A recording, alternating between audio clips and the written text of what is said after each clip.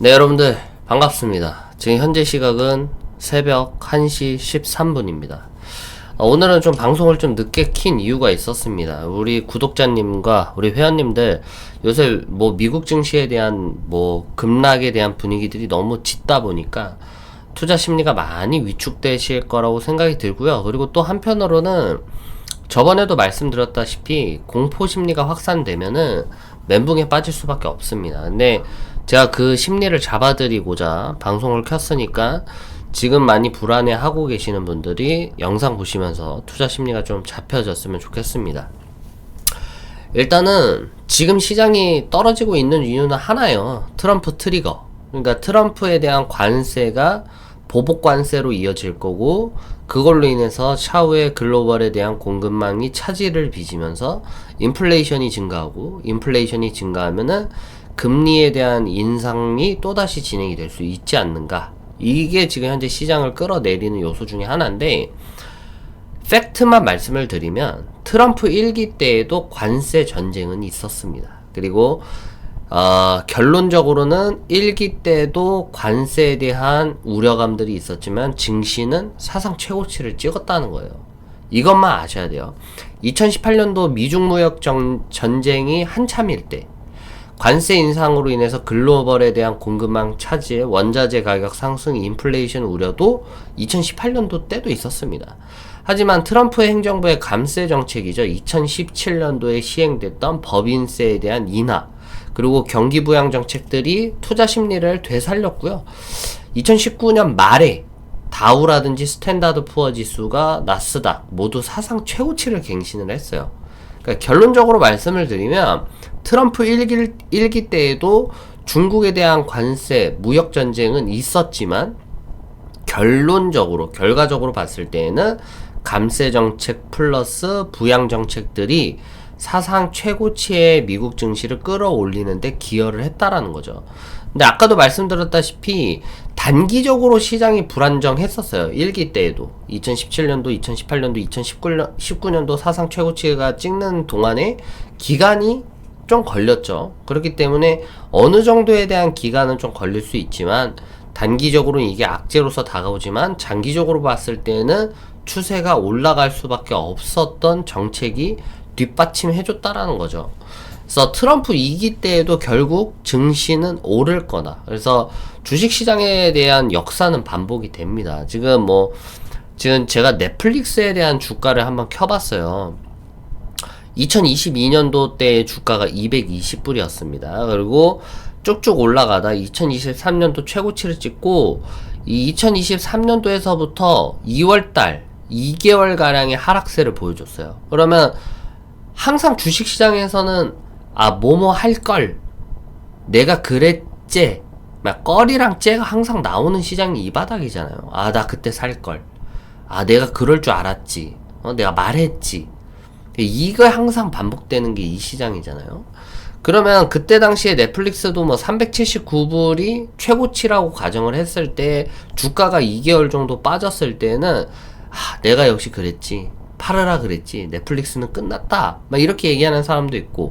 근데 이게 역설적인 게 뭐냐면 어쨌든 추세를 좀 앞으로 당겨보면은 결론적인 답이 나와요. 이게 어떻게 되냐면은 아무리 그래도 조정을 받고 주가는 어떻게 된다? 올라갑니다. 그리고 300불이었던 주가는 몇 불까지 올라갔냐? 970불, 그리고 최고치는 1000불까지 찍었어요. 넷플릭스가. 그럼 넷플릭스에 대한 주가가 지금 현재 최단 기간 167불에서 1000불까지에 대한 기간 동안 거의 한 700에서 800%가 올라간 수치인데, 여러분들도 생각을 해보셔야 되는 게, 지금 당장 시장에 대한 매도 압력과 하락에 대한 하방에 대한 심리만 들어오더라도 이 퍼드로 인해서 제가 말했잖아요. 제일 중요한 게 그냥 손가락 잘못 눌러서 이 시드머니 탁 털어버릴 때가 가장 위험한 거라니까요. 이게 물려도 미국 주식에 물리라는 이유가 그거예요. 막 코인 같은 경우에는 회복 가능성이 없어요. 상장 폐지도 계속 뜨고, 상장 폐지에 대한 조건 여부도 너무 낮기 때문에 그냥 폐지가 되거나, 장기 홀더들은 거의 한 5, 6년이 돼도 이게 탈출이 불가능해요.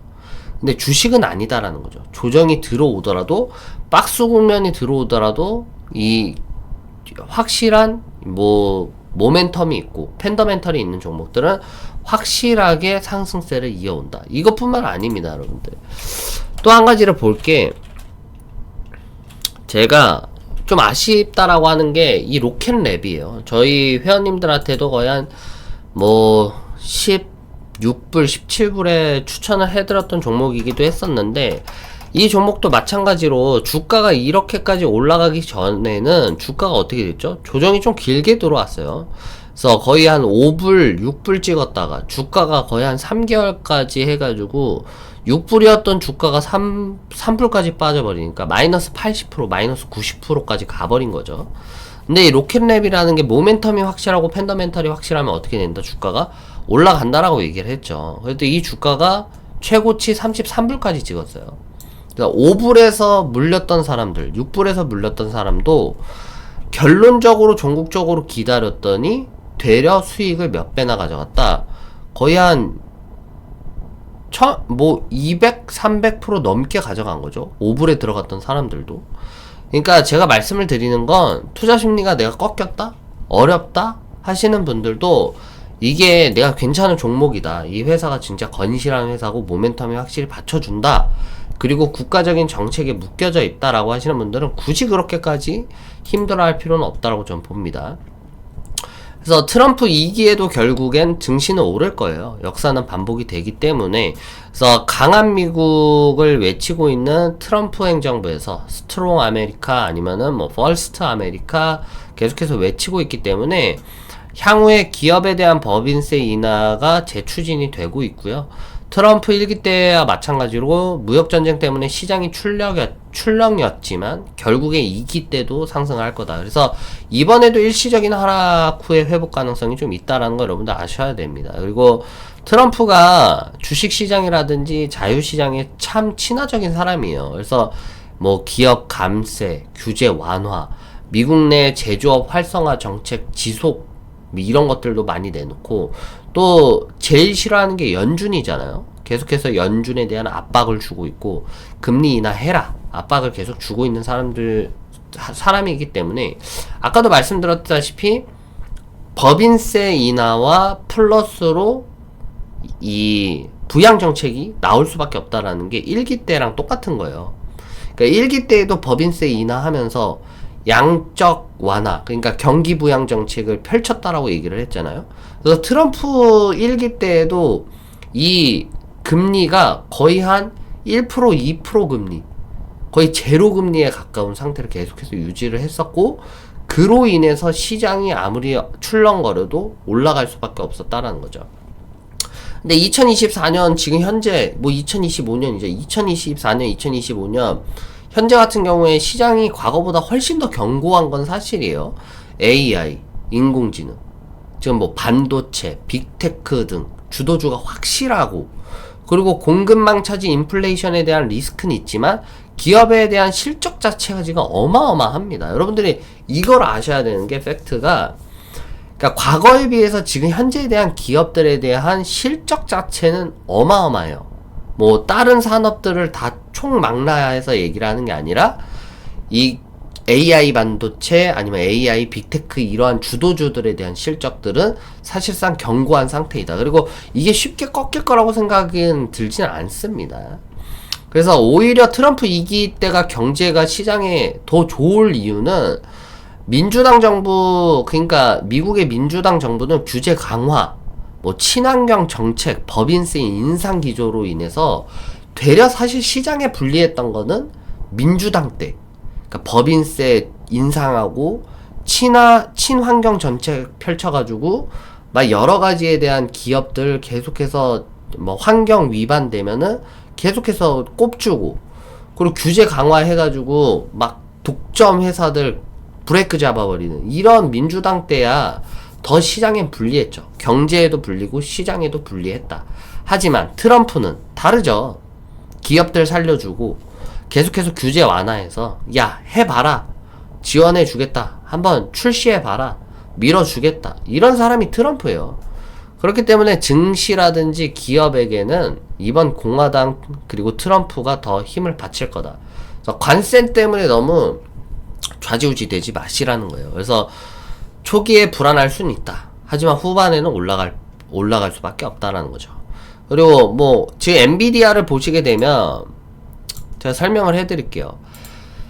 엔비디아 같은 경우에도 뭐 153불에서 122불까지 밀렸죠.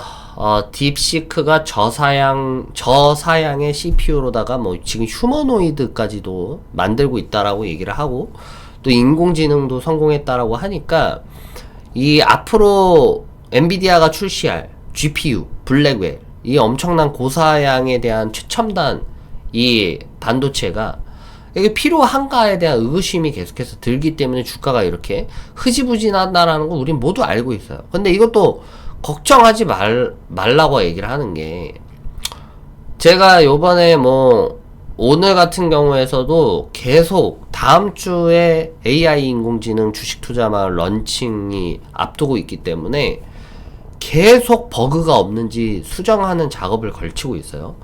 왜냐면 우리 막 고객님들 들어오는데 이게 버그가 걸리면 안 되니까. 그러니까 이거를 막 하고 있는데, 하다 보니까 느낀 게 뭐냐면 좋아야 되구나. 이거는 팩트예요. 사양이 좋아야 되구나. 그러니까 만약에 개발이 들어가고 이 개발에 대한 프로그램에 대한 개발 영역을 더 많이 기능을 많은 것들을 수행해라, 이거 얘한테 수행해라 명령어를 시키면 시킬수록 과부하가 많이 걸리더라고요.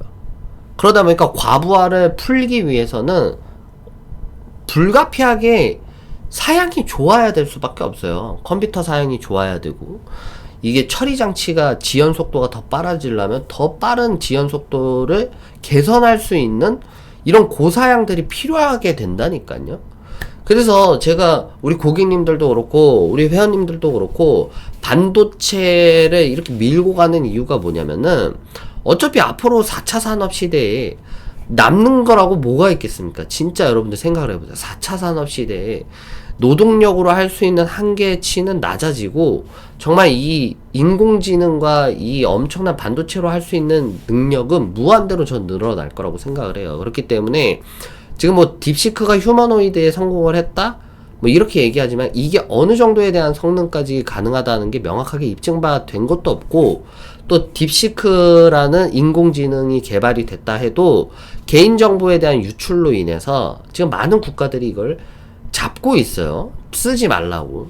그래서 단순한 동작 수행과 고차원적인 AI에 대한 운용의 능력을 평가하기에는 뭐 딥시크가 휴머노이드를 성공했다, 딥시크가 인공지능을 성공했다, 이거 자체로만 가지고 엔비디아가 갖고 있는 저 기술력을 확 펀더멘탈이라든지 모멘텀을 꺾이기에는 역부족하지 않나 라는 게 제 생각입니다. 그래서 그리고 또 중요한 거는 앞으로 뭐 휴머노이드 하는데, 인공지능과 휴머노이드 이게 되려면요 여러분들 엄청난 연산 능력이, 그리고 데이터 처리 능력이 불가피하게 필요해요.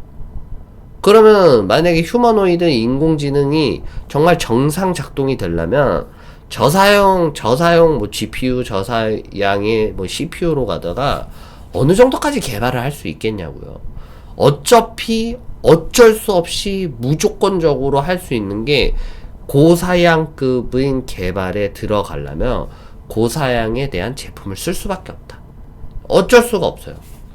그렇기 때문에 향후 AI가 발전할수록 연산량은 기하급수학적으로 증가할 수밖에 없다. 요번에 인텔 같은 경우에도 뭐 양자 컴퓨터 뭐 출시가 앞두고 있잖아요. 양자 컴퓨터가 또 개발이 되면요 여러분들 또 엄청난 처리 속도라든지 엄청난 연산에 대한 계산 능력이 필요한데 저사양으로 그게 되겠냐고요. 안 된다니까요. 그래서 연사량이 기하급수학적으로 증가하기 때문에 저사양 CPU는 어림도 없어요. 그래서 엔비디아의 고성능 GPU, 그리고 CPU, 그리고 AI 가속 칩이 반드시 필요할 수밖에 없습니다. 그래서 저는 제가 봤을 때 엔비디아에 대한 주가가 뭐 조정이 들어간다. 보면은 뭐 조정은 항상 들어왔어요. 무슨 일만 하면은 뭐 실적이 부진할 것으로 우려되면은 막 주가가 막 뭐 130불 갔던 게 100불까지 막 연락에 빠지고 다시 반등했다가 또 빠지는데 또 추가적으로 보면은 종국적으로 올라가 있고 이런 것들이 좀 반복이 되는 거예요. 무슨 말인지 알겠죠? 그리고 앞으로는 데이터 프라이버시 보호가 날로 더 중요하게 생각이 될 거예요. 기업, 뭐 국가 신뢰할 수 있는 AI 인프라를 구축하기 위해서라도 중국 걸 어떻게 써요? 중국 거 개인정보 유출 엄청 심해가지고 막 난리가 나고 그거 정보로 가지고 어떻게 될지도 모르겠고 그리고 요번에 코인? 바이비트에 대한 거래소가 해킹으로 또 털렸다면서요. 그런 악의적인 이러한 국가에 대한 부분들이 이런 중국과 북한 쪽에서 많이들 하는 행위이기 때문에 아무래도 신뢰할 수 있는 AI 인프라를 구축하기 위해서라도 중국의 딥시크랑 이런 애들보다는 엔비디아를 더 선호할 거다. 그래서 클라우드 AI, 엣징 컴퓨터, 데이터 센터 AI, 학습, 고사양 연산이 필수적인 영역에서는 여전히 엔비디아다. 그래서 지금 주가가 120불이다. 조정을 받았다.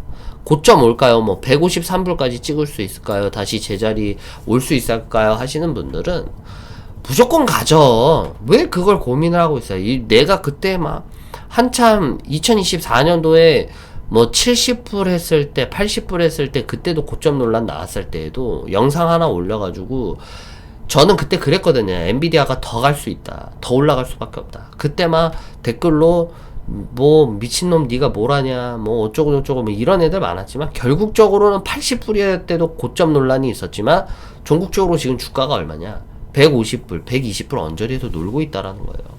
그래서 어려워하지 마세요. 그리고 제일 중요한 거 이게 AI가 점점 발달되잖아요. 텍스트 AI에서 멀티모달 AI가 요새 대세죠. 그러니까 텍스트 AI는 이제 또 이게 9버전이에요.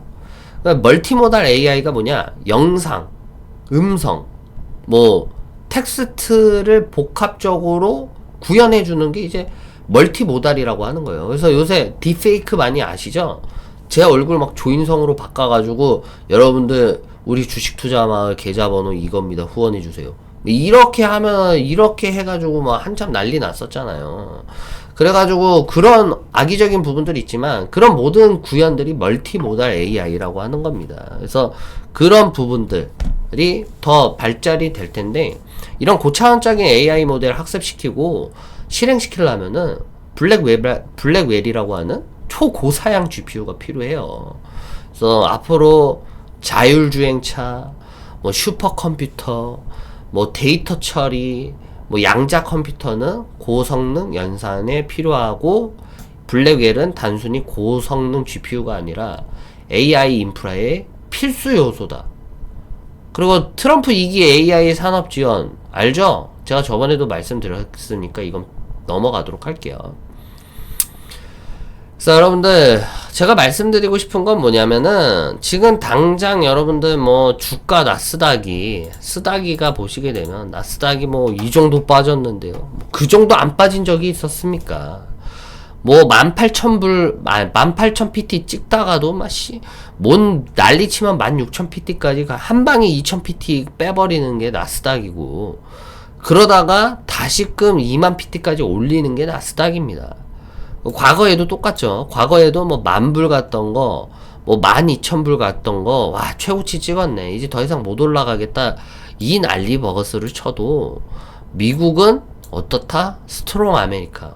올라갈 수밖에 없어요. 그리고, 일론 머스크라든지 트럼프 같은 경우에서도, 요번에 미국에 대한 부채 줄여보겠다고 난리 치는 거 보세요, 여러분들. 이거 자체가 전 나쁘게 보지 않는 게 뭐냐면은, 국가를 어떻게든 키워보려고 하는 거잖아요. 국가를 키워보려고, 국가를 어떻게든 일으켜보려고, 불필요한 부분에서 정말 나가는 이런 출혈이 있으면 그거 막아보겠다라고 애쓰고 있는 사람들인데, 다 국가 위해서 하는 건데, 그게 안 좋게 보이진 않아요. 저도 마찬가지고, 저도 회사를 위해서라면, 개발을 더 한다든지, 서비스를, 런칭을 더 한다든지, 더 좋게끔 어떻게든 밤새 이렇게 고민하고 노력하는 것처럼 노력하는 사람들에 대한 결과값이 분명히 좋을 거라고 저는 생각이 듭니다. 그래서 지금 나스닥 뭐 다우가 빠지네, 엔비디아 뭐 이렇게 빠지고 있어요, 우려스럽습니다, 걱정합니다 라고 하시는 분들은 제 오늘 영상을 보시면서 아 그래 그게 맞다. 미국은 항상 올라갔었고 좋은 회사는 항상 상승을 했었고 조정은 불가피한 거다. 그래서 차라리 이 조정 때에 내가 매수 기회를 삼고 매집을 하자. 좋은 종목을 받아봤으니까 이 종목에 대해서 믿음을 갖고 확신을 갖고 매집하자. 이게 돼야 돼요. 그러니까 가끔 마지막 방송에서 이 멘트 때리는데 가끔 그런 사람들 있어요. 뭐에 이렇게 와 이건 진짜 될 것 같다. 지금 싸니까 사모으자라는 사람들이 있어요. 가끔 그냥 묻지도 마, 어쩌지 마, 뭐 지금 주가가 싼 건 나한테 더 도움이 된다 그래가지고 그냥 진짜 엄청 사모아요. 그러다가 한 10년 뒤에 보면은 크루즈 배 한 척 사고 평생 일 안 하고 먹고 삽니다. 그러니까 여러분들께 말씀을 드리는 건 내가 종목에 대해서 이 회사가 제품이 좋다, 기술력이 좋다, 재무제표가 빵빵하다, 회사 괜찮네, 건실하네, 주가 조정이 들어오면 그냥 추매 기회나 삼아야 되겠다. 이런 마인드도 가지고 있는 게 좋아요. 뭐 물론 여러분들이 원하는 거야 뭐 늘 사고 팔고 사고 팔고 사고 팔아서 수익 먹고 나오고 수익 먹고 나오고 수익 먹고 나오고 수익 먹고 나오고 이런 것들을 원할진 모르겠지만 근데 장기적으로 진짜 크게 먹는 사람들은 그렇게 조정 때에 잘 매수하는 사람이다 라는 거를 알려드리고 싶었습니다. 아무튼 오늘 지금 현재 방송 끝나는 시각은 1시 35분인데요.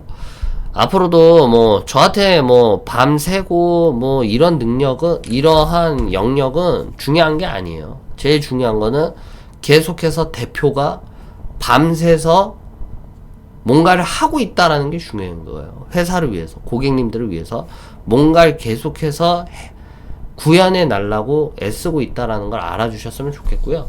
이 새벽에도 우리 구독자님들과 그리고 우리 고객님들을 위해서 열심히 일하고 있다라는 거 꼭 주목을 해주셨으면 좋겠습니다. 오늘 방송 여기까지 하겠습니다. 감사합니다.